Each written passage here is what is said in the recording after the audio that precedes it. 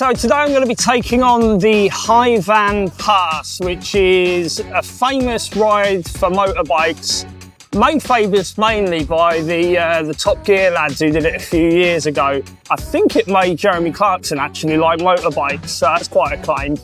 I've not got a motorbike, I've got a scooter, and it is an electric scooter. So I've got a few friends in Da Nang, and they've done the High Van Pass, and they've said there's no way that you'll be able to do it on an electric scooter. It won't have the power for the hills. So I'm riding the Celex Camel today, which is the more powerful electric bike that you can use.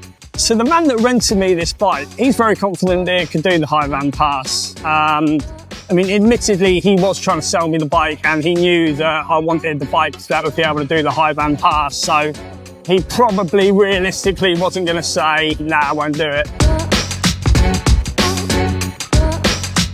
Look at that. It's not a bad start to the ride, is it? What a beautiful stretch of river to explore on the bike. So, early impressions of this ride are already very good along this stretch of beach. Look at these views. Look at that. That is absolutely lovely. Well, if that sets the tone for the rest of this ride, this is going to be a lot of fun.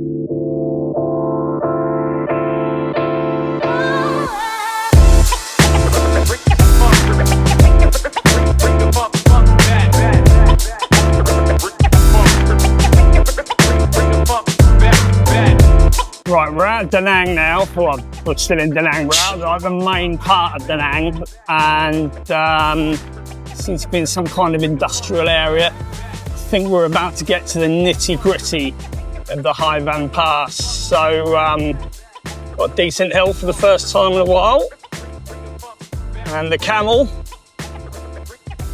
okay. Come on, camel, you've got this. Time to stretch your legs. Oh, it's handling this hill very well. No dramas thus far. Oh, I'll tell you what, don't know if the camera's going to pick that up, but there's a hell of a view. Hell of a view to my right. There's something special about riding the High Van Pass. So you're winding through lush mountain roads, sea views on one side, jungle on the other. It's just one of those rides that make you feel lucky to be there, and honestly, it was the perfect road to test out the Camel. The corners gave me a real feel for the handling, and the Camel was smooth, responsive, and even though electric, it handled the inclines like a champ. I wasn't sure it would cope with the climb, but it made it to the halfway point with no issues at all. Once I reached the top, I pulled over to take a break and explore some of the old buildings that were up there and what's left of the French and American bunkers. The view from the top is unreal. You've got panoramic views back over Da Nang and out to the coast on the other side. It's a proper reward for the ride up. Look at that. I imagine this camera is doing this absolutely no justice at the minute, but that is spectacular.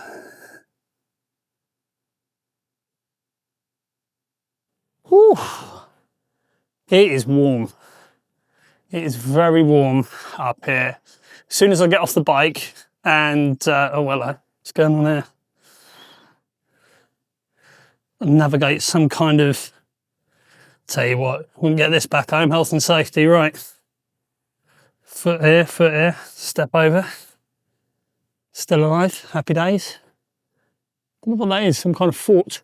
It is hot up here, very hot. There's no breeze.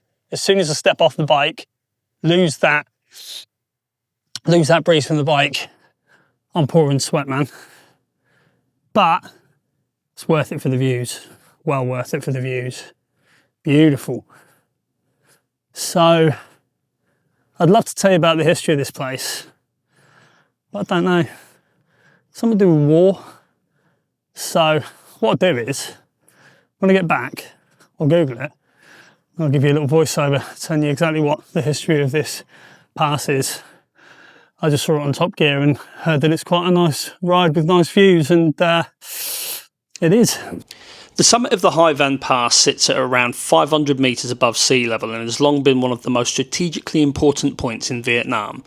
Its name means Ocean Cloud Pass, a reference to the mist that often rolls in from the sea and the shrouds of the mountains. At the top you will find the remains of a former military outpost. These bunkers were originally built by the French in the 19th century and later used by American forces during the Vietnam War. After checking out the bunkers, it was time to cool off and relax at one of the many little cafes that they've got up here, all of whom are quite aggressively vying for your attention with cold drinks and stunning views. Nice. Photo night view for free. Oh yeah, it looks good. Yeah. What, for free or for a fee? For free. Where you For from? free. Huh? Where you from? England. You? UK. UK. Hey. Thank you. Oh, that is nice. Very handsome, right? Very handsome. Who, me? No. Thank you, though. How old are you? How old am I? You are 30. 37. 37. You're charming. I'm 40. Oh. 40. But I like that.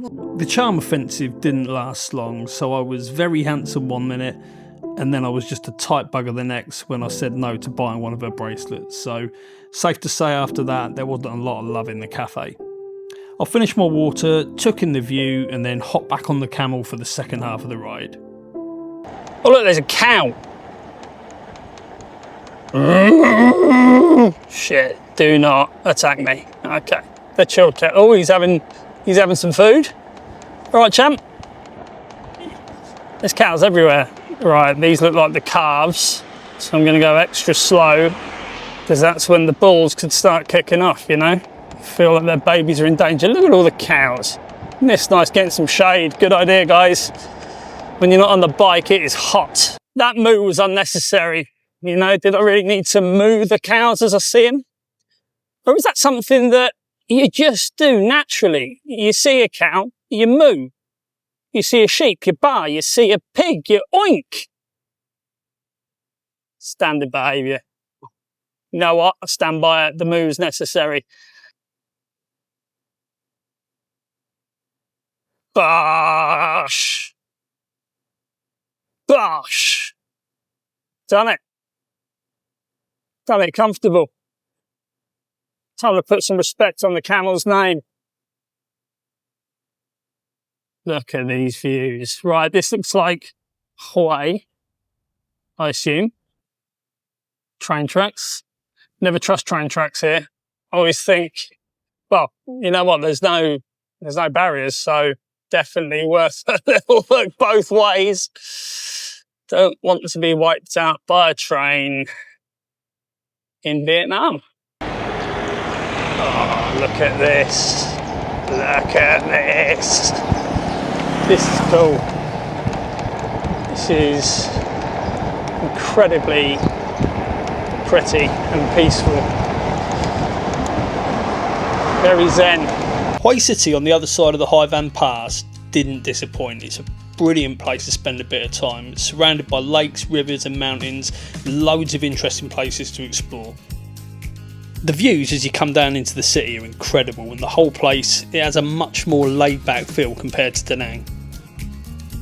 After a bit of exploring on foot, I took a break and let the camel cool off, and I made my way to one of the Select battery stations to swap out the battery, get it fully charged and ready for the return ride back over the pass.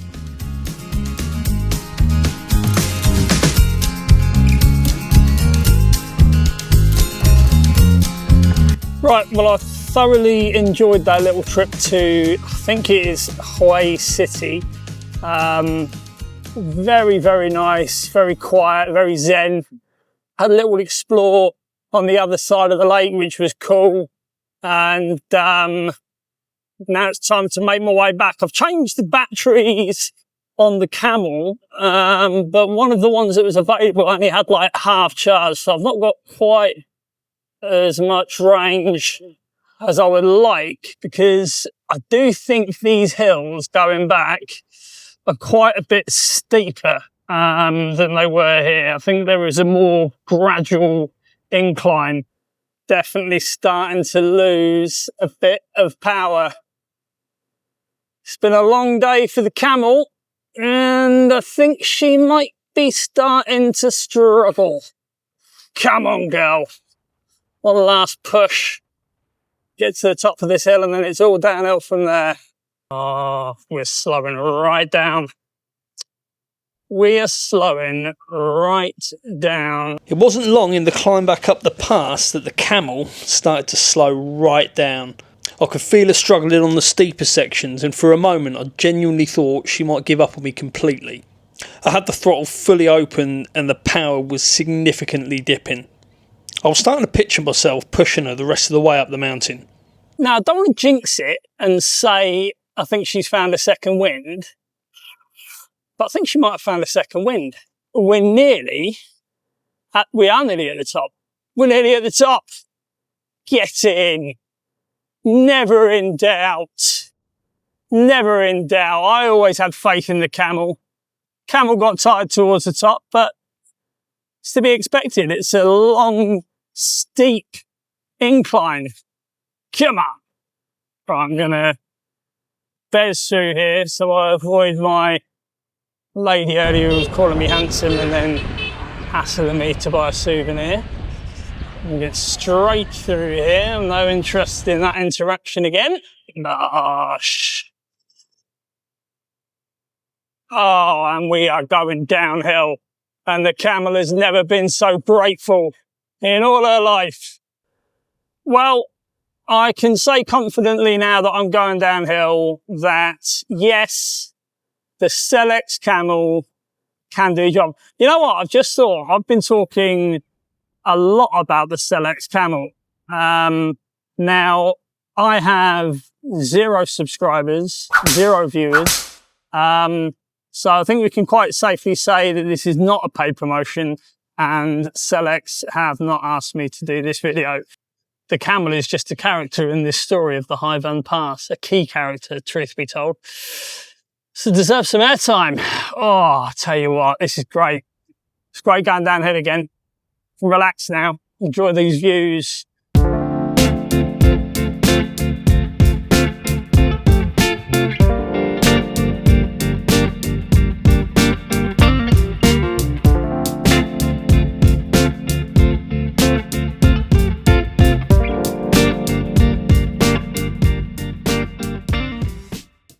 Oh, what an awesome day that was. I was just riding back and see this stretch of beach and I couldn't resist because the beach where I am, Nang, is hectic.